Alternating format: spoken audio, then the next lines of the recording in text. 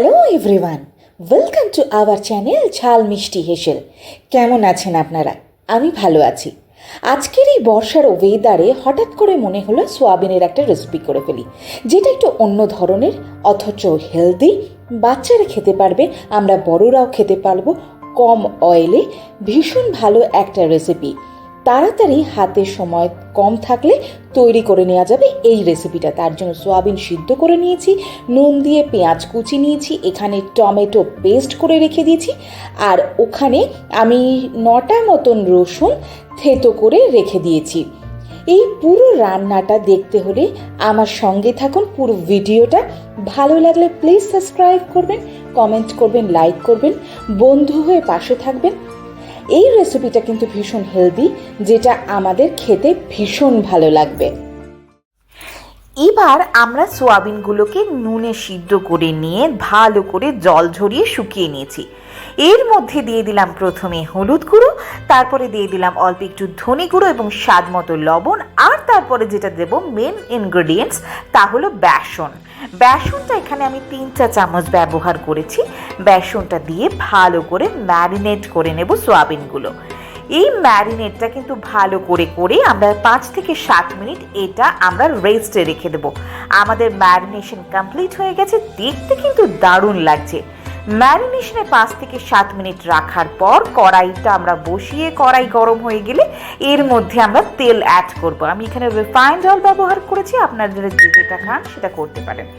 এবার এর মধ্যে দিয়ে দিলাম যে ম্যারিনেটেড সোয়াবিনগুলো রেখেছিলাম, সেই ম্যারিনেটেড সোয়াবিনগুলো এর মধ্যে দিয়ে এবার সোয়াবিনগুলোকে আমরা ভালো করে ভেজে নেব। আমি কিন্তু এখানে খুব কম তেলে রান্না করছি, আপনারা যদি মনে করেন আর একটু বেশি তেল দিয়ে রান্না করবেন, করতেই পারেন। আমি একটু কম তেলে প্রেফার করি, তাই কম তেলে রান্না করছি। এবার ভালো করে সোয়াবিনগুলোকে ভাজতে হবে। আমরা যখন নর্মাল সময়ে সোয়াবিন ভাজি, তখন কিন্তু সোয়াবিনগুলো ভাজতে ভাজতে একটু বেশি ভাজলেই সিটা বা শক্ত হয়ে যায়। কিন্তু এক্ষেত্রে যেহেতু সোয়াবিনগুলোর উপরে একটা বেসনের কোটিং আছে, তাই এই সোয়াবিনগুলো কিন্তু সেই শক্ত বা সিটে হয়ে যাবে না। এই সোয়াবিনগুলো একটু বেশি নাড়তে হবে, যাতে পুড়ে না যায় আর লেগে না যায়। সোয়াবিনগুলো আমাদের ভাজা হয়ে গিয়ে তুলে রাখবো একটা পাত্রে। তারপরে এর মধ্যে অল্প একটু তেল অ্যাড করব, তারপরে দিয়ে দেবো একটা তেজপাতা, তারপরে দিয়ে দেবো কয়েকটা গোটা এলাচ, দারচিনি আর গোটা জিরে। দারচিনি বা এই গোটা এলাচ কিন্তু আমি এখানে ফেটে দিয়েছি, কারণ এইগুলো যদি ফাটিয়ে না দিই তাহলে কিন্তু এগুলো ফেটে আমাদেরই অবস্থা খারাপ হয়ে যাবে। এরপরে আমি দিয়ে দিলাম এর মধ্যে পেঁয়াজ কুচি। পেঁয়াজটা আমি এখানে 2টো বড় সাইজের কুচি করে নিয়েছিলাম। সেই পেঁয়াজ কুচিটা মশলার সাথে এবং তেলের সাথে ভালো করে মিশিয়ে নিয়ে, লঙ্কা আমি কুচি করে নিয়েছিলাম, সেই লঙ্কাগুলোকে এর মধ্যে দিয়ে দেব। লঙ্কা এবং পেঁয়াজ কুচি ভালো করে ভাজা করে নেব। এই সময় ফ্লেমটা আমি মিডিয়াম টু লো করে নিয়েছি। এবার ভালো করে লালচে কালারের পেঁয়াজ হয়ে আসলে এর মধ্যে আমরা একে একে সব জিনিসগুলো দিয়ে দেব। আমরা এখানে যে টমেটোটা পেস্ট করে নিয়েছিলাম, এবার অ্যাড করব সেই টমেটো পেস্টটা। টমেটোটা আমি এখানে 2টো বড় সাইজের আর একটা মাঝারি সাইজের টমেটো পেস্ট করে নিয়েছিলাম। টমেটো পেস্টের সাথে এই পেঁয়াজ সবকিছু আমরা ভালো করে মিশিয়ে নিচ্ছি। এই সময় ফ্লেমটা আমি লো করে নিয়েছিলাম। ভালো করে মিশিয়ে নিতে একটু যখন কষানো হয়ে আসবে, এর মধ্যে আমরা অ্যাড করব হলুদ গুঁড়ো, যাতে রান্নায় একটা সুন্দর কালার চলে আসে। তারপরে অ্যাড করব অল্প একটু ধনে গুঁড়ো, তারপরে স্বাদ মতো লবণ, আর সর্বশেষ আমরা যে রসুনগুলো থেতো করে রেখেছিলাম, সেই থেতো রসুন। যদি আপনারা রসুন থেতো না করেন, কুচিও দিতে পারেন, কিন্তু যেন ফাইন চপ করা থাকে। এক্ষেত্রে বলি, যারা রসুন পছন্দ করেন না তারা কিন্তু অল্প করে রসুন দিতে পারেন, কিন্তু এই রান্নায় কিন্তু রসুনটা লাগবেই। এবার রসুন, টমেটো সবকিছুর একটা কাঁচা গন্ধ না কাটা অবধি আমরা মশলাটাকে ভালো করে কষিয়ে নেব। দেখুন, মশলাটা কিন্তু একটা টেক্সচার চলে এসছে, খুব সুন্দর। এবার কষাতে যখন মশলার থেকে একটা হালকা তেল ছেড়ে আসবে, তখন আমরা এর মধ্যে দিয়ে দেব যে ভেজে রাখা সোয়াবিনগুলো ছিল সেই সোয়াবিনগুলো। এটা কিন্তু আমাদের বারবার নাড়তে হবে যেহেতু কম তেলে রান্না। সোয়াবিনগুলো দিয়ে দেব এর মধ্যে একে একে। সোয়াবিনগুলো দিয়ে ভালো করে এবার মশলার সাথে আমরা কষিয়ে নেব। এটা যখন আমরা কষাবো তখন ফ্লেমটাকে আমি মিডিয়াম টু লো করে নিয়েছিলাম। ভালো করে কষাতে কষাতে কিন্তু দারুণ একটা গন্ধ ছাড়বে, যা কিন্তু আমাদের মাছ মাংস সবকিছুকে ভুলিয়ে দেবে।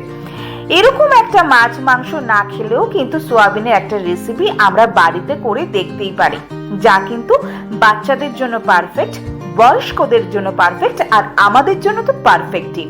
যেহেতু কম অয়েলে রান্না, বেশি মশলা নেই, তাই জন্য কিন্তু এটা একটা হেলদি রেসিপি।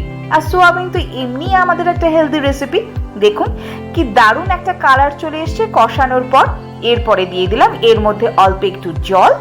জলটা আমি এখানে বেশি পরিমাণে অ্যাড করি, যেহেতু সোয়াবিনগুলো নুন দিয়ে সেদ্ধ করা আছে তাই অল্প জল অ্যাড করেছি। আমি কিন্তু এই রান্নায় কোনো রকম আলু ব্যবহার করিনি। আপনারা যদি মনে করেন এর মধ্যে আলু দেবেন, দিতে পারেন। এবার একটু গ্রেভি গ্রেভি হয়ে আসলে আমরা এর মধ্যে প্রথমে অ্যাড করব চিনি। চিনিটা দেওয়ার পর চিনিটা মেল্ট হওয়া পর্যন্ত আমরা এটাকে কষাতে থাকবো। এই কষানোর সময় কিন্তু একটা হালকা গ্রেভি হয়ে যাবে, যার ফলে আমরা কিন্তু ফ্লেমটাকে একদম লো করে দেব। এরপরে আমরা দিয়ে দেব এর মধ্যে গরম মশলা গুঁড়ো। গরম মশলা গুঁড়ো দিয়ে ভীষণ ভালো করে আমরা জিনিসগুলোকে মিশিয়ে নিচ্ছি। না হলে গরম মশলা গুঁড়ো যদি কোথাও এক জায়গায় পড়ে থাকে তাহলে তিতো লাগার সম্ভাবনা থেকে যায়। ভালো করে মিশিয়ে নেওয়ার পরে এর মধ্যে আমি দিয়ে দিলাম কসুরি মেথি। কসুরি মেথিটা আমি এখানে হাতে ক্রাশ করে দিয়েছি, আপনারা যদি ডাস্ট করে দিতে পারেন তাও দিতে পারেন। এর মধ্যে কিন্তু আমি কোনো ঘি দিচ্ছি না, এই রেসিপিতে ঘি ভালো লাগে না, তাই ঘি এই রেসিপিতে দিলাম না। এবার ভালো করে কসুরি মেথি দেওয়ার পর 2-3 মিনিট নাড়িয়ে আমাদের তৈরি হয়ে গেছে সোয়াবিনের এই সুন্দর রেসিপিটা। এই রেসিপিটা যদি আপনাদের ভালো লেগে থাকে প্লিজ সাবস্ক্রাইব করবেন, লাইক করবেন, কমেন্ট করবেন, আর একটিবার বাড়িতে এটা করে দেখবেন। ভীষণ ভালো লাগবে। ভালো থাকবেন, ভালো রাখবেন। Bye bye.